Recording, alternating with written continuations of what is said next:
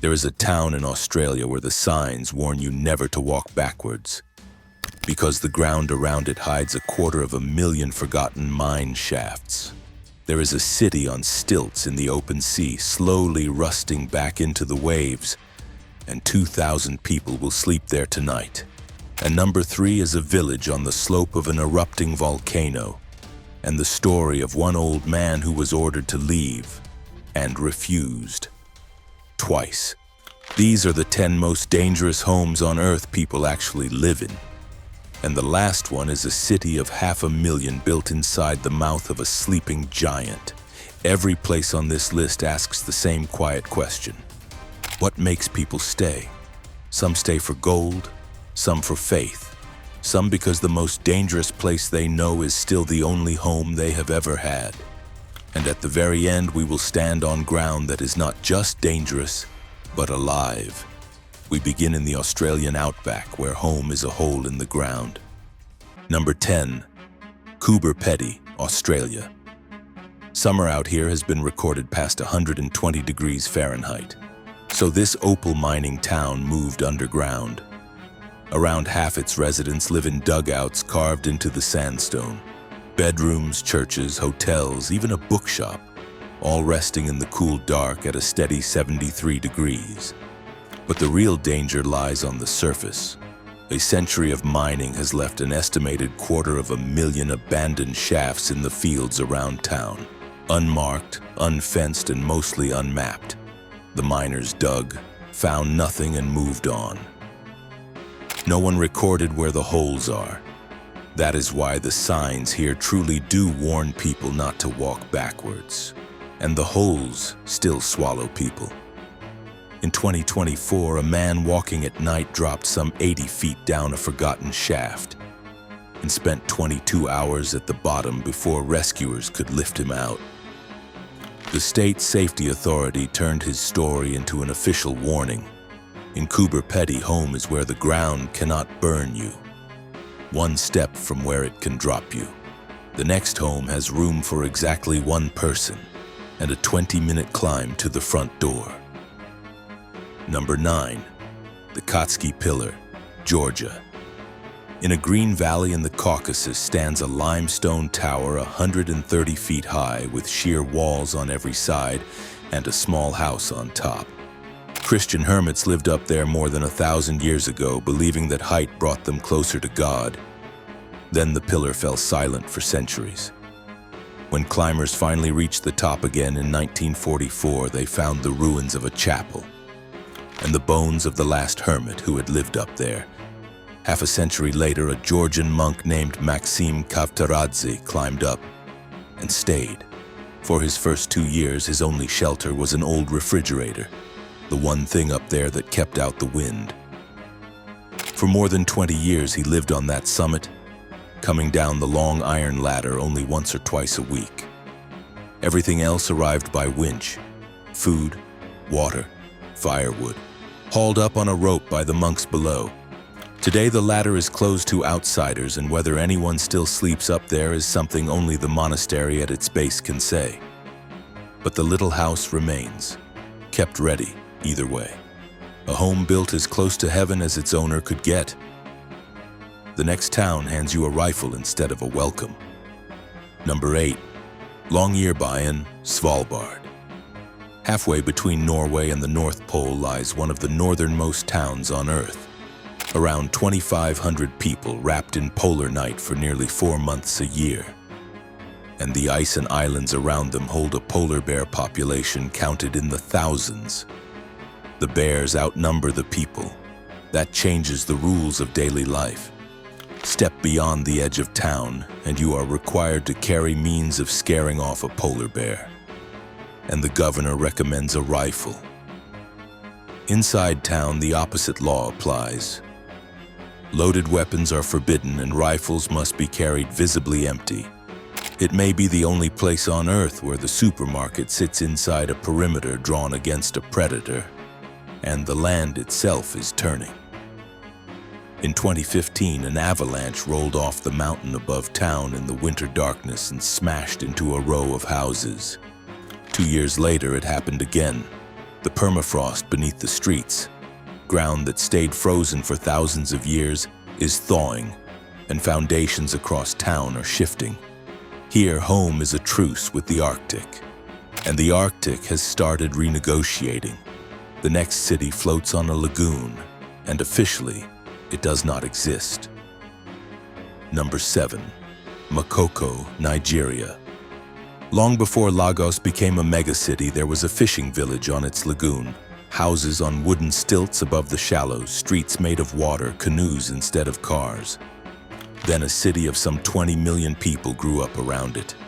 Today, Makoko stands in the heart of Lagos in the shadow of a motorway bridge, and it runs almost entirely on its own systems. Floating markets, water taxis, churches, workshops, schools, an economy on stilts.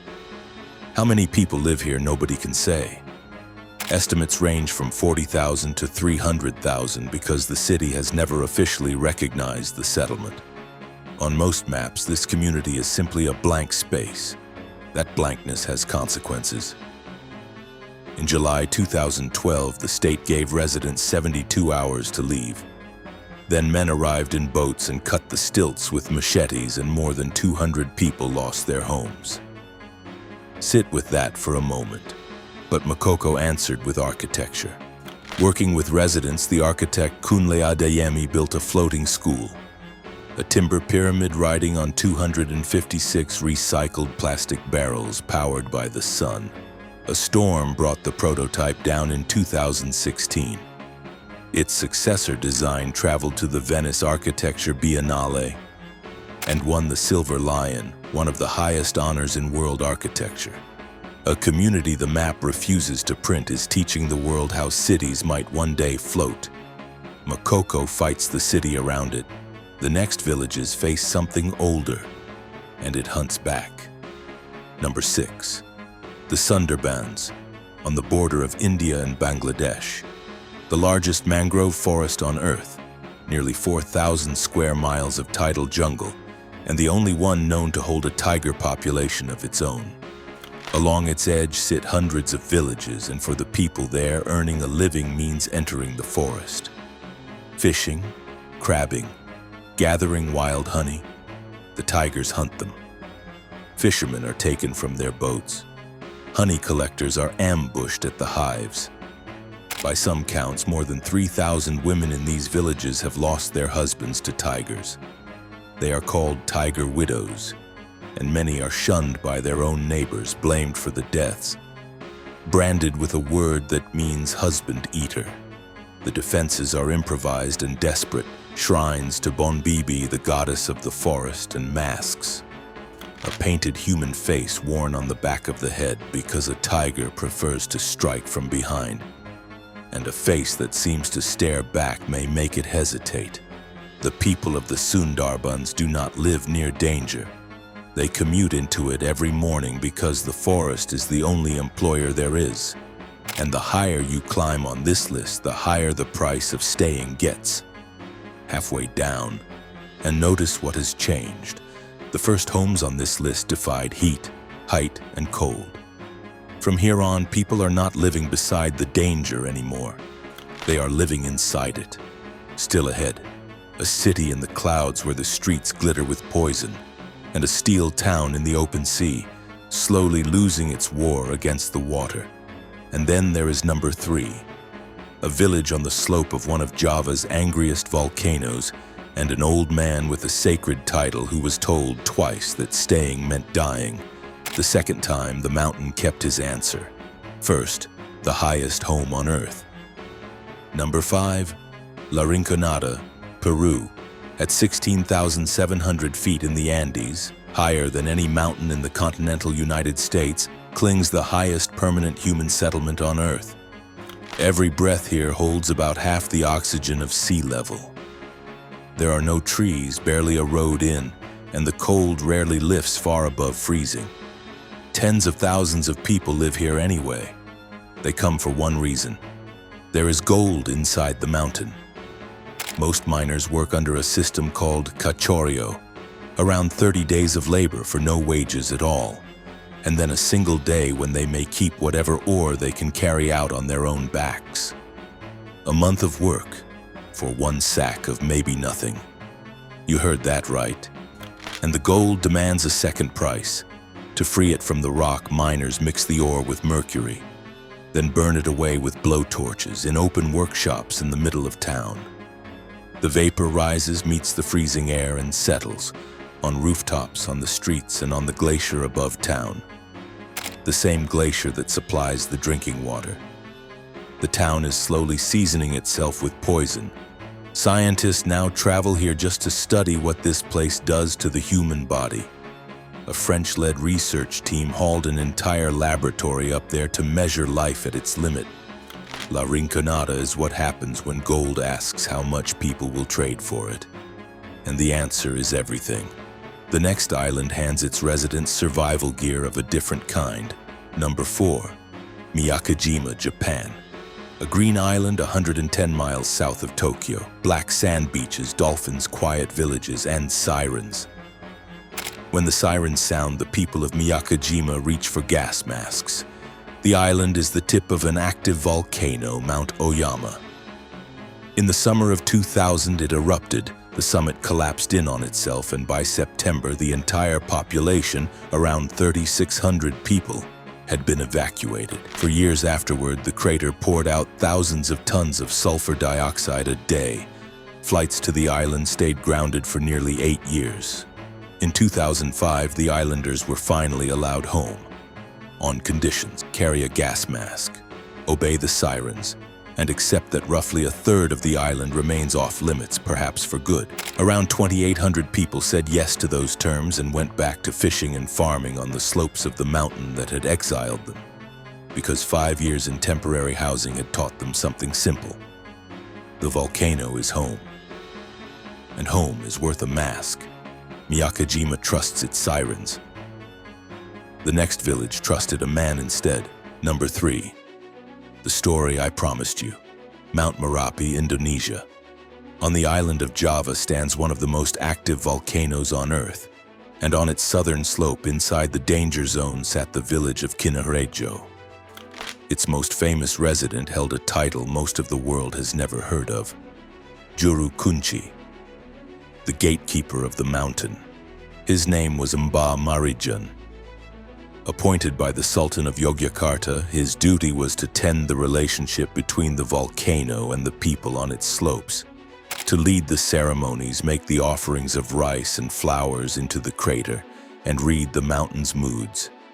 He took that duty literally. In 2006, when Merapi erupted and the government ordered evacuation, the gatekeeper refused to leave his post. The village survived, he survived, and his legend grew. On the 26th of October 2010, Merapi began to erupt again, this time with far greater force. Evacuation orders went out. Police climbed to his door. A former president of Indonesia telephoned him personally. Marijan, now 83, gave every one of them the same answer. I have a responsibility here. If I leave, who will take care of the mountain?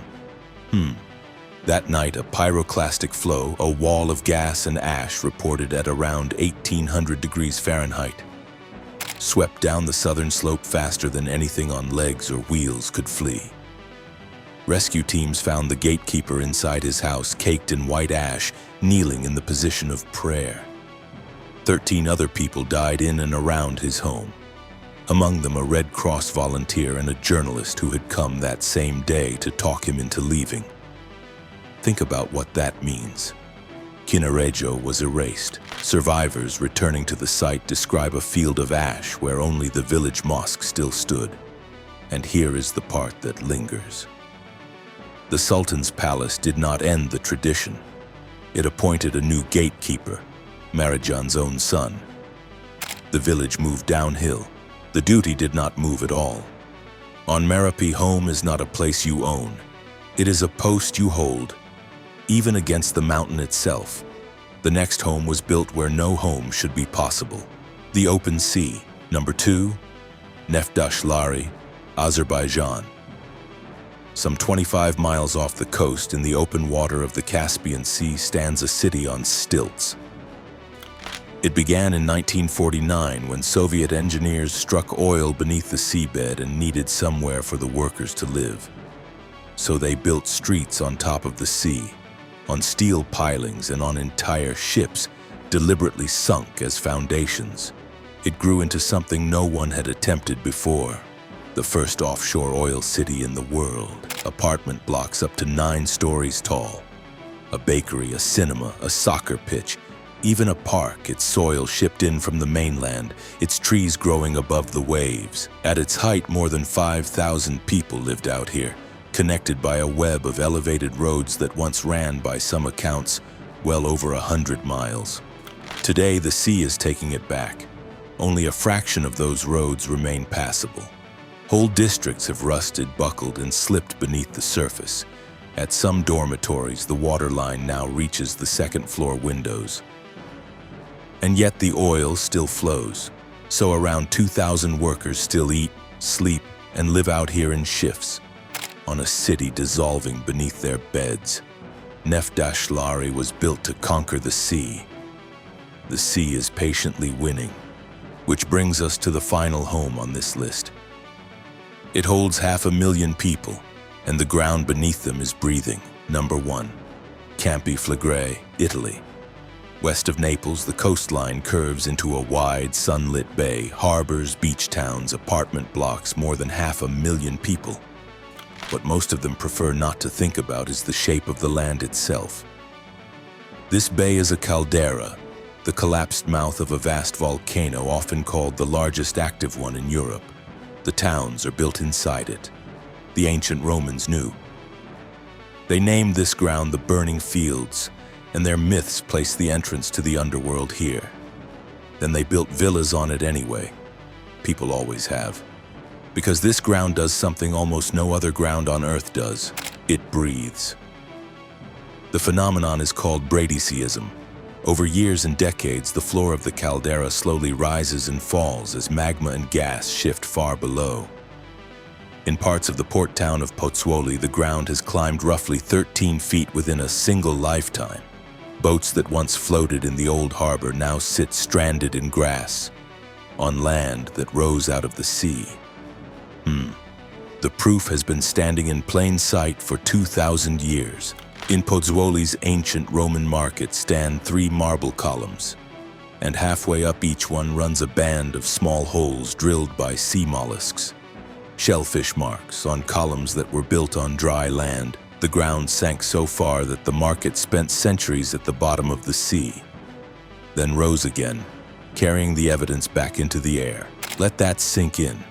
Living on breathing ground has a price. In the early 1980s, the caldera stirred more than 16,000 earthquakes in 2 years, cracked walls, a seafloor visibly lifting. 40,000 people were evacuated from the old quarter of Pozzuoli, and the historic district was never fully lived in again. Now the ground is rising once more, and 500,000 people go about their lives inside the crater rim between the beach and the steaming vents. They stay for the same reasons people have stayed for 2,000 years. The sun, the sea, the soil, and the very human refusal to believe that home could be the most dangerous place of all.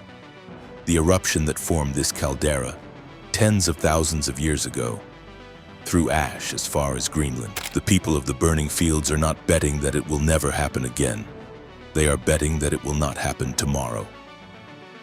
10 homes, 10 reasons to stay: gold, faith, oil, duty, or simply nowhere else to go. So tell me 2 things in the comments. First, which country are you watching from? And second, which of these places could you honestly call home? And which one would you leave before sunrise? If this gave you a new respect for the word home, a like genuinely helps. And if you want more documentaries about the hidden and dangerous sides of our planet, subscribe. A whole archive is waiting for you. I answer comments after every upload. Come find me there.